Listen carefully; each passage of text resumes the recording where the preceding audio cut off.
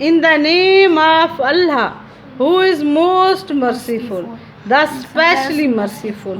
बिस्मिल्लाहिर्रहमानिर्रहीम। ये उर्दू है 3 क्लास की, क्लास सोम की। तो इधर हमद से हम शुरू करते हैं इसके कुछ मुश्किल अल्फाज के मायने।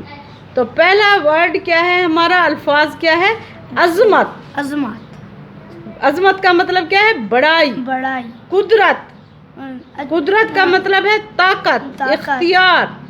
नज़ारे, नजर आने वाले। आने वाले। हाँ, हमद, हमद का क्या मतलब है, अल्लाह ताला की तारीफ। जहान, जहां, दुनिया, जहां क्या होता है, दुनिया होती है। उसके बाद आगे है समय। समय वक्त को कहते हैं कि समय गुजरता जा रहा है, वक्त गुजरता जा रहा है। संसार, दुनिया, संवारे, सजाए, निखारे। वहदत, यकता, अकेला। वहदत, यकता, अकेला।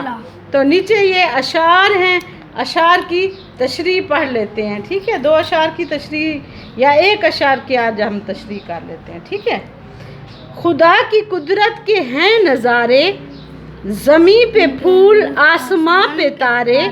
समय है ये कैसे प्यारे प्यारे, ज़मीं पे फूल, आसमां पे तारे, ठीक है। तो ज़मीं पर फूल और आसमां पर तारे अल्लाह ताला की कुदरत के नज़ारे हैं। ज़मीन पर फूल और आसमान पर तारे हैं, ये औकात बड़े प्यारे हैं, ठीक है। अब इसकी तशरीह, ये नसर थी, अब तशरीह करते हैं। इस बंद में शायर कहता है कि हर जगह अल्लाह ताला की ताकत के नज़ारे मौजूद हैं। ज़मीन पर फूल और पौधे परवान चढ़ते हैं, आसमान पर रात के वक्त तारे चमकते हैं।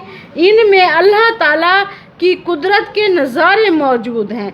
दिन रात का आना जाना, वक्त का गुज़रना, इन सब में अल्लाह ताला की कुदरत की निशानियाँ मौजूद हैं, ठीक है। यहाँ तक हो गया।